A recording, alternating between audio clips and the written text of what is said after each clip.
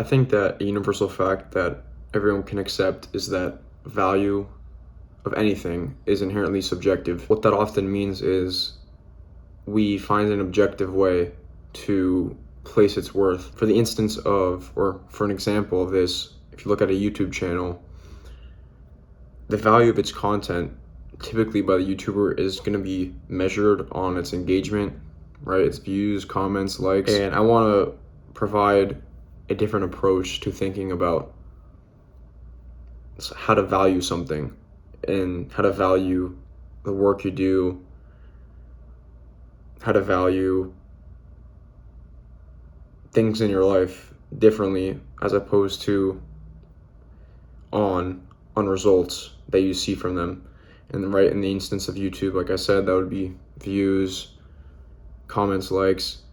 But for anything, it's simply the outcome of it. The results of anything are important to look at in determining the current state of something and where you're at. But in understanding value, there's a lot more that I believe that goes into it. The reason I'm making this video is, as of recently, I have looked to my YouTube analytics way too much, and I've viewed that as a sign of whether or not one video is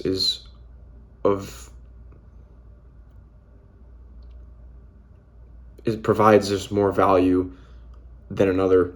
But for what I've thought about and what I had a long time just me sitting down and doing nothing, I realized that what makes up how you feel internally about something that you work on is the integrity of the work that you do.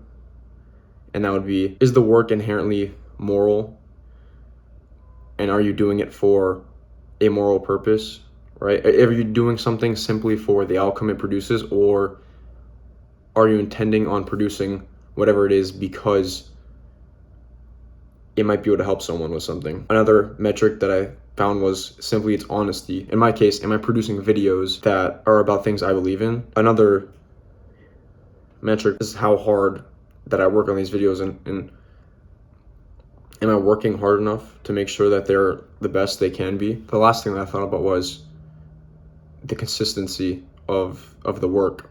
So valuing the labor that you put into something is much more important than the results you receive. If you can effectively meet that criteria, then internally you should view your work as being valuable. That's another way also to look at other people's work as well. So why isn't value always derivable from results, and you shouldn't derive your value from them? Well, there are instances where results do not align with those four metrics. In my case, like, you can look at other YouTube channels that profit and derive their engagement from harassing other people in your life. You can also look at businesses that have made tons of money and they were later found out to be frauds. You can look at the case of Enron or any one of these public scenarios. Value, and it being inherently subjective, is how you should define it. You don't have to use the four metrics that I believe that are crucial to understanding, but you can use anything that you believe can prove as some sort of map on how to view the intrinsic worth of something. Another reason not to look at value from a data's perspective like that is, if you are genuinely producing value of content. I'm not sure if I truly am or not. That's a whole other question that I think about myself. But if you are, and the results you get don't align with the value you produce, that might cause you to stop producing the value that you were creating. If you view value from results, you'll typically get discouraged from doing whatever it is, regardless of it actually, in your belief, being worth of something. I think it's important for everyone to have a basis on what they define as being valuable and use that in most aspects of your life to determine if something is important or not. And each of those 4 different elements I talked about are inherently subjective as well.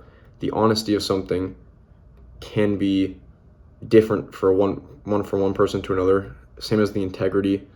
Morality is not something that's set in stone for anyone. Everyone's has a different set of ethics that they believe in.